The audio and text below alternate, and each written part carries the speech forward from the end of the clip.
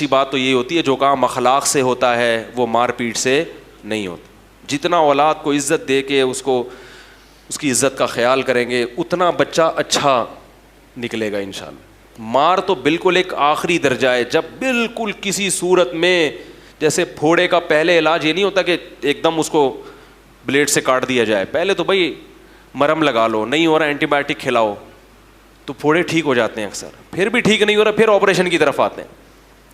एकदम direct operation की तरफ आ गए तो इसके साइड इफ़ेक्ट भी होते हैं, क्या ख्याल है? ठीक है ना। तो इसलिए जो वालिदैन बिला वजह औलाद पे सख्ती करते हैं, मोहब्बत से बात नहीं करते, उनको इज़्ज़त नहीं देते, उनको समझाते नहीं है, उनकी गलतियों पे चशमपोशी भी करनी चाहिए कि चलो सारी चीज़ें ठीक नहीं होती, ये गलत हो गई। तो एक बंदे ने मुझे ख़ुद बताया, कह रहे हैं मैं स्कूल में पढ़ता था को एजुकेशन, तो किसी लड़की को इसने छेड़ दिया, अल्लाह माफ़ फरमाए, आप नहीं छेड़ना शुरू कर दें। जब छेड़ा है तो वो लड़की और उसकी अम्मा पहुँच गई इस लड़के के घर में। पहले गैरतमंद लोग हुआ करते थे ना, आज छेड़ दो तो खुश होगी। सहेली को बताया कि अल्हम्दुलिल्लाह छेड़ के आई हूँ, माशाल्लाह अल्लाह ने इतनी इज़्ज़त दी है कि अब मुझे भी लोगों ने छेड़ना और माँ बाप खुश होंगे, माशाल्लाह हमारी बच्ची भी बालिग हो गई भी माशाल्लाह। खैर थोड़ा सा ज़्यादा हो गया, लेकिन बहरहाल कुछ इसी किस्म का सेटअप चल रहा है। तो पहले ये पुराना 20-25 साल पुराना वाक़या, वो मुझे बता रहे थे कि हमने कहीं छेड़ दिया, आँख में टक्का हो गया कहीं, तो लड़की को गुस्सा आया, मैं इज़्ज़तदार, मुझे इसने ऐसे क्यों देखा, तो अम्मा को बता दिया उसने। अम्मा पहुँच गई इसके घर, लड़के के अब्बा के घर।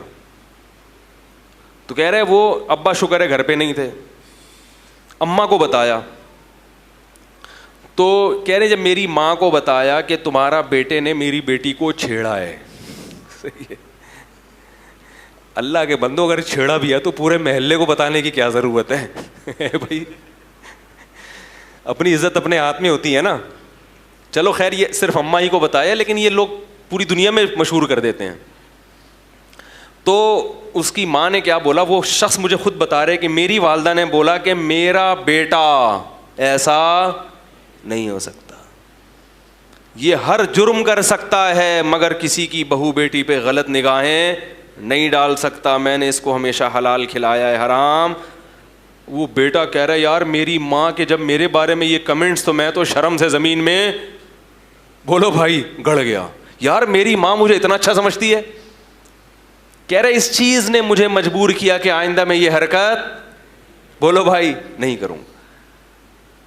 माँ कह रही है ये नहीं हो सकता भाई, इतने घटिया नहीं है हम लोग, इतने बुरे नहीं हैं, इतने घटिया ख़ानदान के लोग नहीं हैं हम कि हमारा बेटा जाके दूसरे की बहनों और बेटियों को छेड़ना शुरू कर दे, ऐसा नहीं हो सकता, कुछ और किया होगा। तो कह रहे वो हालांकि कह रहे हम छेड़छाड़ के आए हुए थे ठीक है, लेकिन माँ की तरफ से ये जो इज्जत मिली ना, कह रहे इस चीज़ ने मुझे आइंदा इस जुर्म से रोक दिया कि भाई नहीं होगा, अब नहीं होगा। जैसी हमारी माँ हमें समझती है तो हम, आजकल उल्टा होता है, अब्बा के पास केस आता ना, अब्बा पता है क्या, अब्बा क्या करते, अब्बा बोलते छेड़ दिया, मुझे तो पहले ही पता था ये क्या करेगा, ये दुनिया में साला किसी काम का ये है नहीं। मैं तो पैदा हुआ था जिस किस्म की आंखों से ये नर्सों को देख रहा था, उसी वक्त मैंने अंदाज़ा लगा लिया था कि ये ठीक है भाई। जब ये पैदा हुआ था ना, तो जिस तरह ये नर्सों को देख रहा था, मुझे उसी वक्त अंदाज़ा हो गया था ये बंदा ठीक। तो इससे क्या होगा भाई, उसमें और नेगेटिव जज्बात, यार मेरे अब्बा मेरे को समझते मैं तो आदमी 2 नंबर हूं, तो फिर तमीज से 2 नंबर क्या, फिर 4 नंबर बन के दिखाओ ना।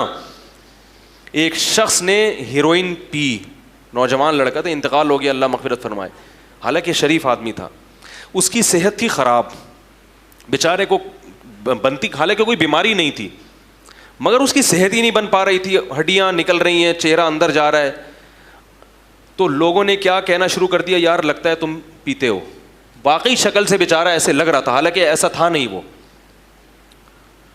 तो मुझे खुद उसने बताया कि लोग ने मुझे ताना दिया कि तुम हीरोइन पीते हो, हालांकि कह रहा मैं नहीं पीता था। पता नहीं कोई बात बीमारियां ट्रेस नहीं कर पाते डॉक्टर, सेहत नहीं बन रही थी, बिल्कुल हड्डियां निकल रही थी। कह रहा बिल आखिर मैंने जाके पीना शुरू कर। मैंने कहा जब लोग मुझे बुरा समझते हैं तो मैं बुरा बन के दिखाऊंगा। गलत किया उसने, इंतकाल हो गया, अल्लाह ताला मग़फ़िरत करे उसकी। लेकिन जिन लोगों ने उसको इस किस्म के ताने दिए, वो भी उस जुर्म में बराबर के शरीक हैं या नहीं है? तो भाई किसी गुनाहगार को ज़्यादा इस तरह से आप करोगे ना, तो उससे गुनाह पे क्या होती है, मज़ीद जुर्रत पैदा होती है। तो अब्बाओं को भी चाहिए कि औलाद की तरबियत में थोड़ा सा उसकी इज्जत का ख्याल, अरे बोल लो यार, रख लिया करें। बेटा तुम बड़े अच्छे आदमी, ऐसा तुमसे हो गया, लेकिन हमें पता है तुम ऐसे हो नहीं, क्योंकि मुझसे भी एक दफ़ा हो गया था ऐसे। ठीक है, तो ये ज़्यादा राज ना फाश करें उसके सामने। मेरी तो थोड़ी सी आदत है दाएं बाएं निकलने की, ऐसा ना कहेंगे मैं भी कर चुका हूँ। बच्चे के सामने कभी अपनी बुराई ना आने दो। बच्चों को जब बाप का पता चलता है ना, बाप से ही गलती हुई है, तो बहुत मनफी असरात पड़ते हैं उसके ऊपर। बच्चे के सामने तो बाप की तारीफ ही होगी, तुम्हारे बाप जैसा कोई दुनिया में है ही नहीं। तो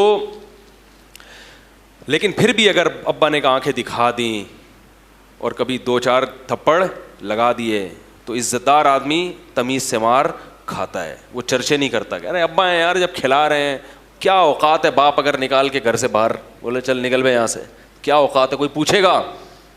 बाप को मुकम्मल कैश करा लेते हैं, फिर जब अपने पाँव पे खड़े होते हैं तो फिर अब्बा को अब्बा मानना छोड़ देते हैं।